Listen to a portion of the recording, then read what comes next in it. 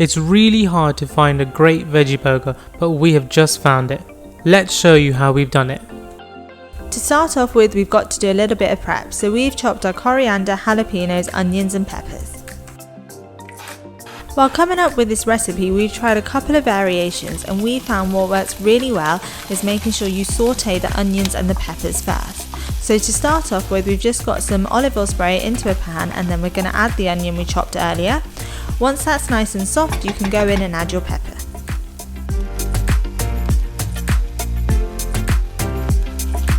We find that sauteing the onions and peppers first and then adding them into our burgers makes them taste a lot better. So you want to keep cooking them down until they are all nice and soft, and then leave them on the side to cool. It's now time to put in the hard work to make the burgers, so get a large bowl and add in your drained kidney beans and black beans. This next bit requires your muscle power, so you want to mash down your black beans and your kidney beans until they're about 50 to 75% mashed. We like to have some whole beans in the mix because we find this gives the burger some texture, but if you prefer it to be softer, then you can keep mashing longer. When you're done mashing, it should look something like this. So now it's time to add in your cooked vegetables, and now all the prep that we done earlier is going to come in handy. So we added in our chopped coriander and our chopped jalapenos. To really bring these burgers to life, we've got to season it well. To start off with, we're going to add some salt, pepper, ground cumin, paprika and chili powder. If you prefer it to be less spicy, you can take out the chili powder and just use paprika instead. Now we want to mix all of these ingredients really well, so give it a good mix to make sure all of the vegetables and the spices are evenly distributed. To add some tanginess to the mix, go in with some lemon juice and also some tomato puree. And then you want to give that all another good mix.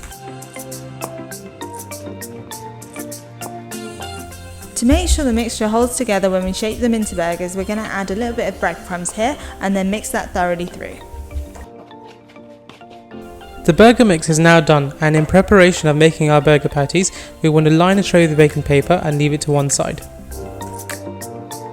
To make the burgers, you want to take a large handful of the mix and press them down between your palms to make a large ball. Then you want to press it down into a burger shape and place it onto the tray that you lined earlier. Keep going until you use all of the mix up. This amount of mix usually makes around 6 burgers. When the burgers are done, they'll look something like this, and then you can cover them in cling film and place them in the fridge for a few hours.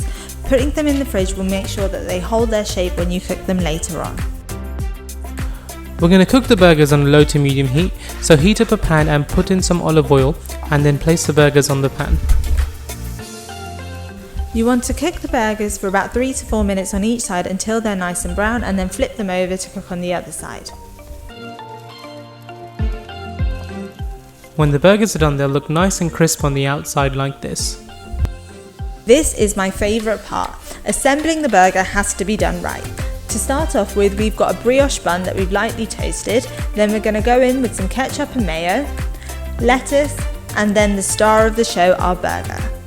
For me, a good burger needs to have some cheddar cheese on top as well. Add an onion on top as well, and then get your other brioche bun and top it off with some Nando's sauce to add a bit of spice. And there you have it, our perfect spicy bean burger. The only thing missing from this dish is a great side, but we've got you sorted with our perfect coleslaw recipe here.